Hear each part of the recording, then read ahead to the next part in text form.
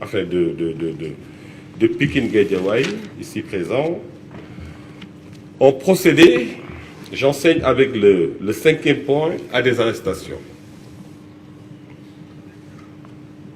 Des arrestations déjà qui visent les animateurs et les acteurs connus de ce groupe subversif qu'on appelle les commandos et qui sont en instance de déferment, d'autres recherchés. Et des arrestations aussi connues de certains de leurs relais sur l'espace public. Et c'est sous ce rapport que des arrestations ont été opérées.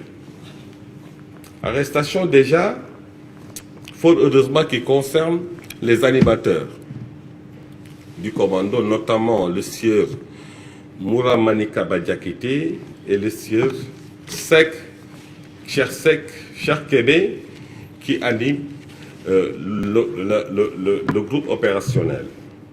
Et ces arrestations se sont poursuivies sur l'ensemble du territoire national et ont concerné de près ou de près toute personne ayant un lien ou toute personne en tout cas ayant posé des actes de nature à faciliter la réalisation des desseins de cette organisation qu'ils appellent le commando. Beaucoup de personnes ont été arrêtées pour des délits divers, participation à des manifestations non autorisées, manœuvres insurrectionnelles, voilà, et atteinte à la sûreté de l'État sur le fondement des articles 80 et 139 du Code de procédure pénale. Et je vous le disais tantôt, le process était d'inciter à foule, en sachant que s'il y a foule, c'est le théâtre d'opération qui leur permettrait de faire usage de ces agents explosifs. Et donc, je le disais tantôt, c'est sous ce rapport que des enquêtes ont été commanditées sur le ressort de la Cour d'appel de Dakar, donc le ressort du tribunal de grande instance de Dakar et du tribunal de grande instance de Pikine Guédiawaye, et certaines personnes ont été interpellées. D'ailleurs, je me plais de peut-être revenir sous le régime de ces arrestations. Il y a l'interpellation en cours de déferment d'éléments particulièrement subversifs. Ils sont actuellement entre les mains des enquêteurs. Il s'agit d'un nommé Mamadou Djemé. Mamadou Djemé qui se réclame, d'après lui-même ses propres déclarations, membre du mouvement des forces démocratiques de la Casamance, MFDC. Et si Mamadou Djemé serait l'organisateur de toutes les manifestations violentes du parti PASTEF à Bignona. Et dans cette entreprise, il serait en lien avec d'autres individus qui sont recherchés dans le cadre d'un groupe, du groupe dit Commando PASTEF, de PASTEF, notamment des anciens militaires présumés, dont Sébastien, le gérant de l'entreprise Sinaï, dont j'ai fait référence tout à l'heure. Et aussi l'arrestation de Goudiaby, communément appelé RPG, qui est un ancien membre du bataillon des parachutistes et qui aurait intégré le mouvement des forces démocratiques de la Casamance après son service militaire, MFDC. Mamadou Djemé est chargé de procéder à des recrutements d'anciens militaires pour mener ses opérations insurrectionnelles. Il habite le village de Singia, proche de Bignona. Il a eu à organiser les manifestations du 14 et 16 mars à Bignona, mais il se camoufle dans la masse. Il se présente, Mamadou Djemé, comme le responsable des affaires mystiques de Ousmane Sonko. Il avait prévu, justement, de se rendre à Dakar dans le but de planifier avec son groupe des manifestations dans le cadre du procès du 30 mars où il compte impliquer des combattants du MFDC. Et c'est ce Mamadou Djemé, et avec RPG, qui ont été interpellés sur la VDN, voie de dégagement nord à Dakar, près du siège de PASTEF.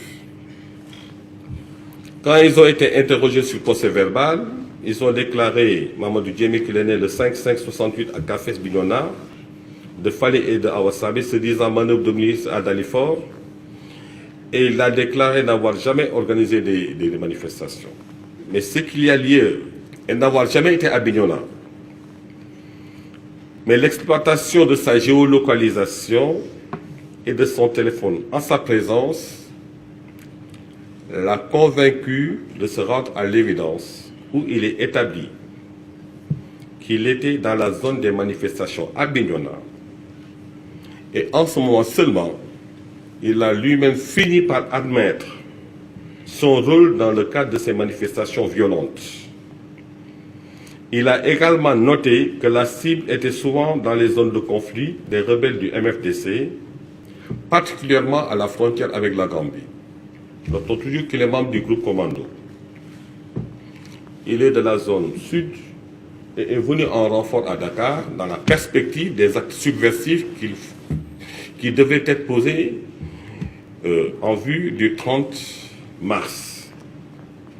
Lui-même a déclaré qu'il est en charge de la massification et de l'organisation de PASTEF Tengori. Tengori, c'est une localité qui se trouve dans la zone sud, je pense. Ainsi, il dit, soutient-il, le jour de ces manifestations, il a quitté son village Tengori vers 7 h pour se rendre à Bignona, où il est resté jusqu'à 18 h. Selon lui, cette manifestation avait été planifiée à travers le groupe WhatsApp appelé PASTEF Tengori, avec les nommés Youssouf, Khadisane, Idrissa Sagna, Aliou Badji, coordonnateur du PASTEF à Tengori. Alors, toutes choses qui font que l'exploitation des données contenues sur son téléphone portable a permis de le confondre, où il explique que les agents d'explosifs, les cocktails Molotov, il en est détenteur. Il reconnaît aussi sur ces manifestations, d'après les images qui ont été retrouvées sur son téléphone, il reconnaît être à l'origine de l'érection de barrages, sur l'origine de ces agents explosifs et des stratégies qu'il compte mettre en œuvre pour compromettre la sécurité publique. Le Mamadou Djemé a déclaré, sans convaincre, qu'il ne les retrouve plus. Et justement, je disais que l'exploitation des données contenues dans son téléphone portable a permis de recueillir des éléments compromettants en son accord, notamment des cibles qu'ils avaient repérées pour probablement y mener des actions violentes. En effet, la liste des personnalités ciblées est composée de... Je vous épargne de la lecture de ces noms, mais j'en vois 1, 2, 3, 4, 5, 6, 7, 8, 9, 10, et des personnalités, comme je vous l'ai dit tantôt, qui visiblement sont du milieu judiciaire, d'autres du milieu politique, pour ne pas dire gouvernemental, d'autres du milieu religieux et même du milieu de la presse. Il a été noté d'ailleurs que des vidéos relatives aux actes de vandalisme et d'incendie qui ont été vraisemblablement filmés par le groupe criminel auquel il appartient à l'issue des manifestations. D'après son interrogatoire, il a été arrêté, il est en instance d'être déféré pour des crimes d'atteinte à la sûreté de l'État et actes de manœuvre à compromettre la sécurité et la vie publique. Famara, le second c'est Famara Lunkuma Mané. J'ai fait référence de son implication dans l'organisation tantôt. Et je donc disais que c'est tous ces éléments qui ont amené les forces de défense et de sécurité et la justice à procéder à des arrestations pour assurer l'intégrité du territoire, l'inviolabilité de nos institutions et l'intégrité physique des citoyens sénégalais. Et donc, au titre de ces arrestations, les parquets ont eu une approche, je dirais, sélective, parce que certaines personnes ayant été arrêtées sur le théâtre des opérations, à qui on pourrait reprocher tout au moins, les infractions de manifestation de participation à une manifestation autorisée. On en a vu des élèves, et l'option a été que pour ces élèves, pour ne pas compromettre le bon suivi de leurs études, de les confier à leurs parents. Toujours dans le cadre de cette approche, on a pu relever qu'il y a des mineurs, toujours arrêtés sur le théâtre des opérations, et parfois même qui témoignaient d'une dangerosité et d'un niveau d'implication assez prononcé sur les faits objets des poursuites. Il a été retenu que ces mineurs puissent être justiciables du tribunal pour enfants et en fonction des cas d'espèce, procéder à leur placement sous mandat de dépôt ou carrément le confier à leurs parents en attendant le jour de leur procès. Et aujourd'hui, il est notoire, il est remarquable de relever d'ailleurs que dans le ressort de Pikine-Guédiawaye, on n'a aucun mineur en détention, et dans le ressort de Dakar, on en a 2 en détention qui sont en instance d'être jugés cette semaine-là. Toujours dans l'approche sélective, on a relevé aussi certains corps d'activités socio-professionnelles dont les parquets, dans un souci d'une distribution efficiente de la justice, ont estimé devoir en tenir compte.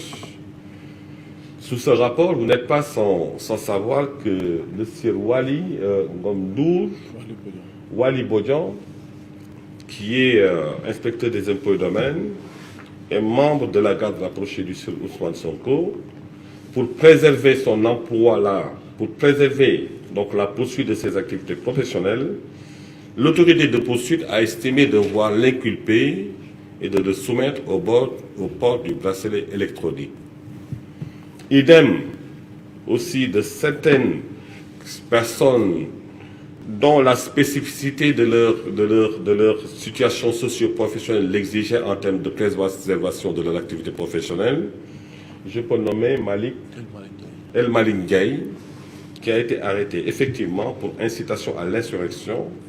Je crois savoir d'ailleurs que toute cette affaire de tentative d'assassinat vient de ses propres déclarations, et vous aurez constaté toute la peine que les services d'enquête ont eu à établir ce fait, a été poursuivi, je dirais, El Malik Ndiaye, et l'option a été de le soumettre au port du bracelet électronique.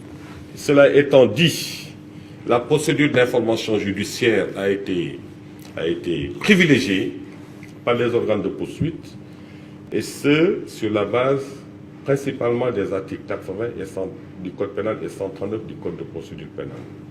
Information judiciaire qui se justifie à suffisance, parce qu'aujourd'hui, on est face à une organisation qui a plusieurs démembrements, à la limite disséminés sur l'ensemble du territoire national, et dont tout le modus operandi n'est pas encore totalement cerné par nos forces de défense et de sécurité et nos services de poursuite.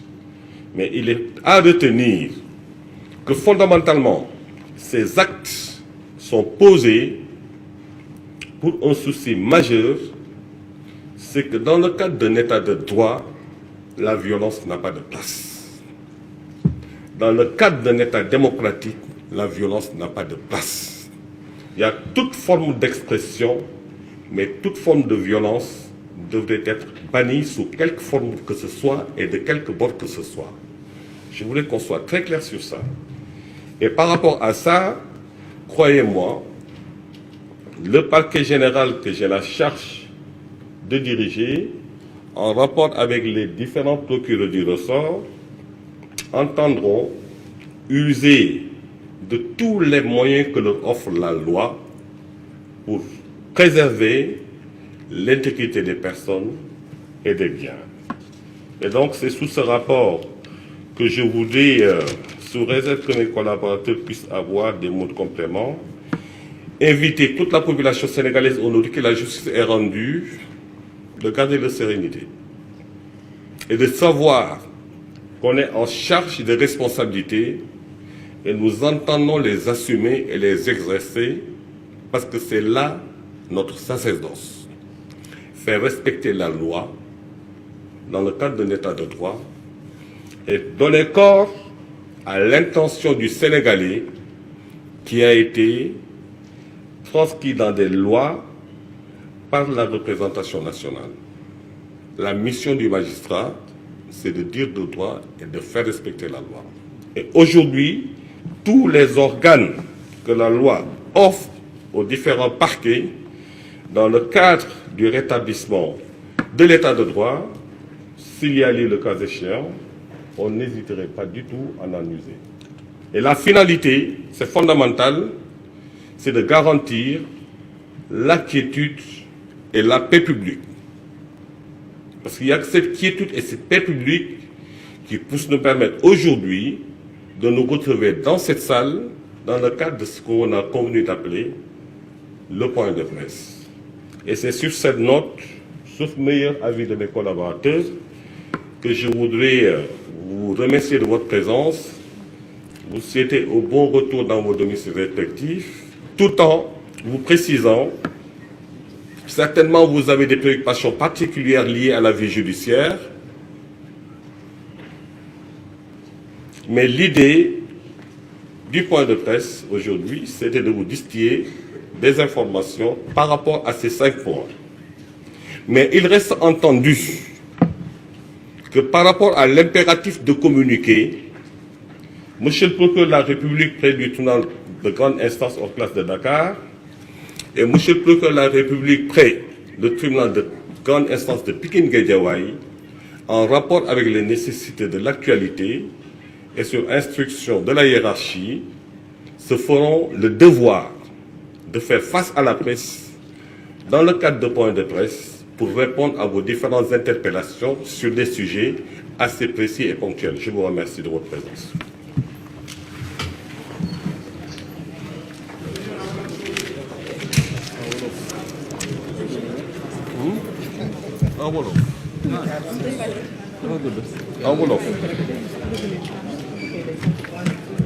Bon, je vais quand même...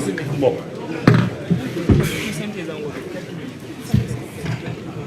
Bon, d'accord.